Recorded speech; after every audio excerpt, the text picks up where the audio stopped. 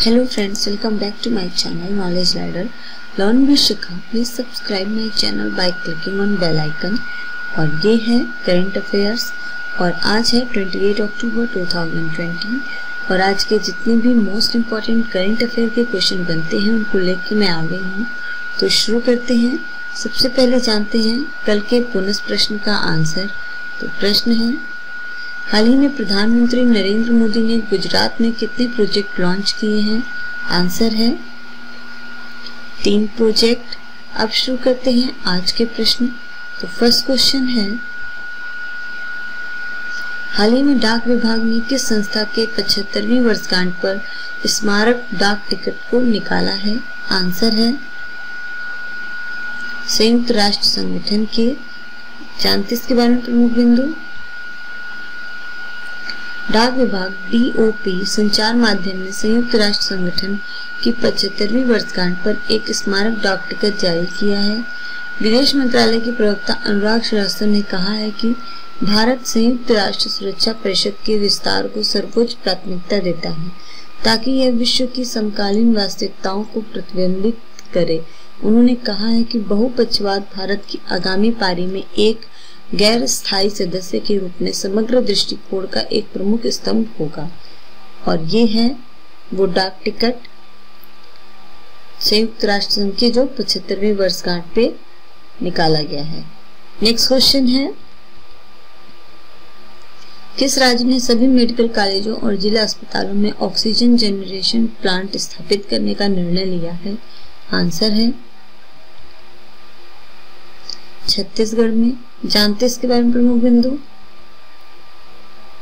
छत्तीसगढ़ राज्य सरकार COVID अस्पतालों को चिकित्सा ऑक्सीजन की उपलब्धता और समय पर आपूर्ति सुनिश्चित करने के लिए राज्य के सभी मेडिकल कॉलेजों को 17 जिला अस्पतालों में ऑक्सीजन जनरेशन प्लांट स्थापित करेगी और ये है वो ऑक्सीजन जनरेशन प्लांट और ये है भारत के मैप में छत्तीसगढ़ राज्य।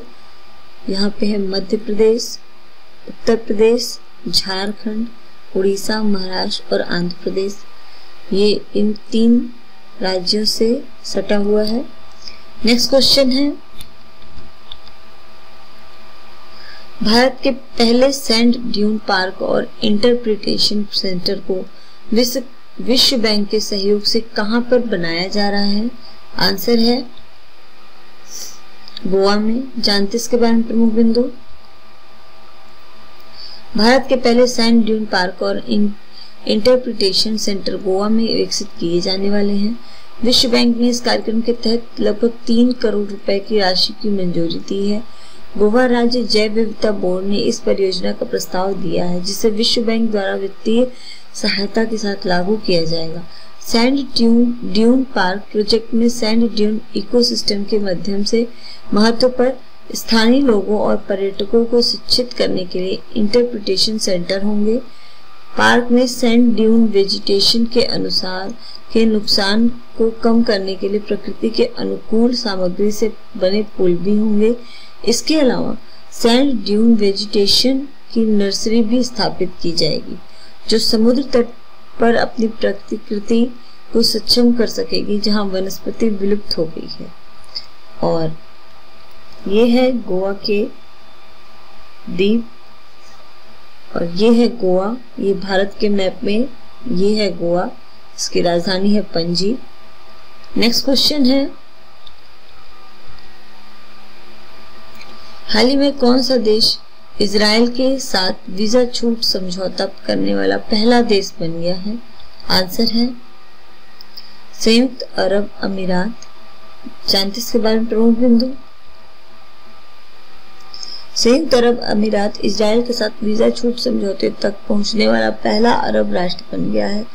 UAE के नागरिक अब एकल यात्रा पर 90 दिनों तक इजराइल रह सकते हैं और ये है संयुक्त अरब अमीरात का मैप और ये है उसका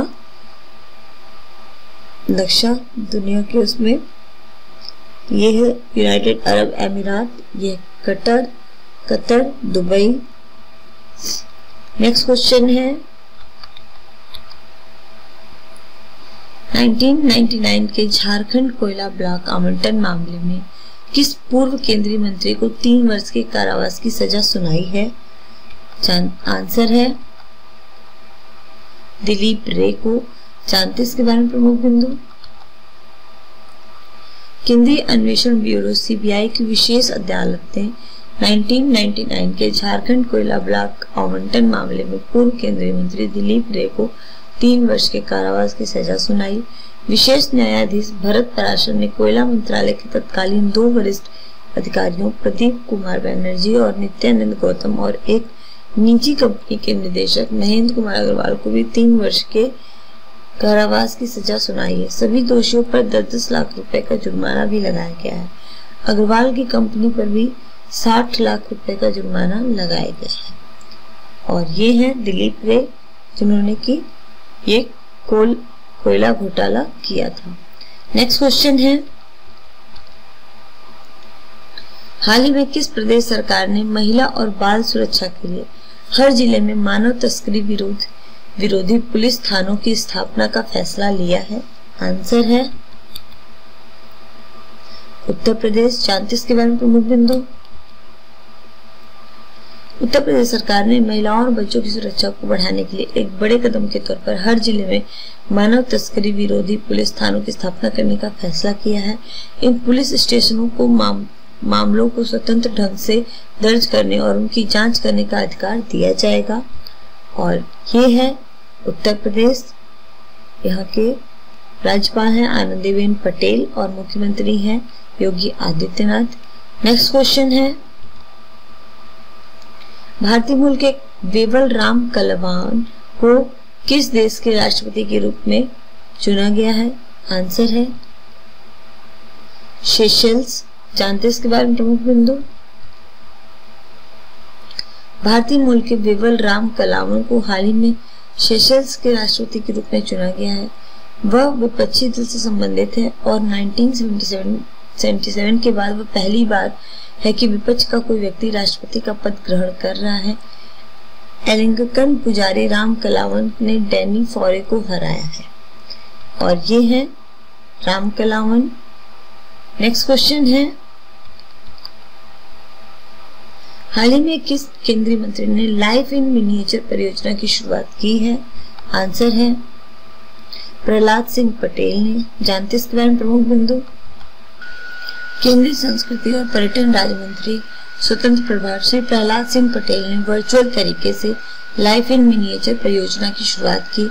सांस्कृतिक मंत्रालय के नई दिल्ली स्थित राष्ट्रीय संग्रहालय और गूगल आर्ट्स एंड कल्चर की संयुक्त परियोजना है। परियोजना के शुभारंभ के अवसर पर श्री प्रहलाद सिंह पटेल ने प्रधानमंत्री के डिजिटल इंडिया पहल की महत्ता और भारत की विरासत के संरक्षण में प्रौद्योगिकी की भूमिका को रेखांकित किया। उन्होंने प्रौद्योगिकी क्षेत्र में अपने नेतृत्व और उत्पाद नवीनता पर अपना ध्यान केंद्रित करने के लिए गूगल की सराहना की। उन्होंने जोर देकर कहा है कि सामाजिक सशक्तिकरण और समावेशन के लिए गूगल की प्रतिबद्धता भारत के लिए एक सच्ची संपत्ति है। और ये है प्रहलाद सिंह पटेल। नेक्स्ट क्वेश्चन है, हाल ही में भारतीय सेना का कमांडर सम्मेलन कहां पर शुरू किया गया है? आंसर है नई दिल्ली में। जानते इसके बारे में प्रमुख बिंदु। भारतीय सेना के कमांडरों का 4 दिन का सम्मेलन नई दिल्ली में शुरू हो रहा है। सेना प्रमुख जनरल मनोज मुकुंद नरवणे इस अर्धवार्षिक सम्मेलन की अध्यक्षता करेंगे। इसका उद्देश्य विचार विमर्श के जरिए महत्वपूर्ण नीतिगत फैसले लेना है।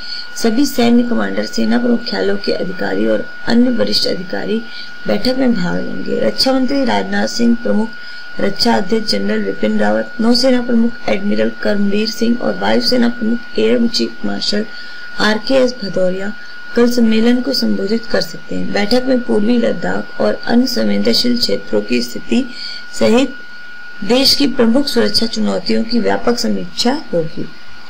और ये है army commanders conference. Next question है,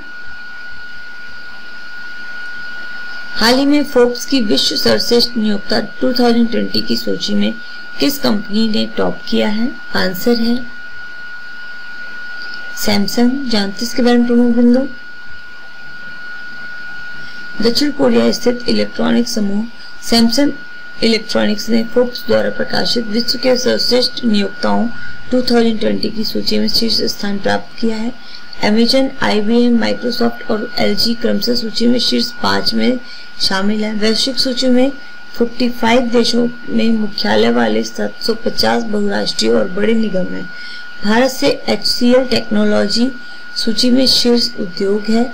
इसे वैश्विक स्तर पर 30वें स्थान पर रखा गया है। बैंकिंग क्षेत्र में भारत में HDFC बैंक शीर्ष पर है। यह 1976वें स्थान पर है। और ये है सैमसंग इलेक्ट्रॉनिक्स। तो फ्रेंड्स, कंप्लीट होते हैं आज के 10 मोस्ट इम्पॉर्टेंट करंट अफेयर के क्वेश्चन, जो कि आने वाले सभी एग्जाम से बहुत ही इम्पोर्टेंट है। तो आप सभी इनको अच्छे से नोट डाउन कर लीजिएगा। अब जानते हैं आज का बोनस प्रश्न क्या है। प्रश्न है, इस वर्ष राष्ट्रीय सतर्कता, भ्रष्टाचार और विरोधी सम्मेलन की थीम क्या है? इसका आंसर आप सभी मेरे कमेंट बॉक्स में जरूर दीजिएगा। और अगर आपको मेरा चैनल पसंद आता है तो इसको लाइक, शेयर और सब्सक्राइब कीजिए। इसके साथ ही आज का मोटिवेशनल विचार है कि जितना कठिन संघर्ष होगा, जीत उतनी ही शानदार होगी। तो आप सभी कठिन परिश्रम करते रहिए। Thanks for watching. कल फिर मिलते हैं। बाय।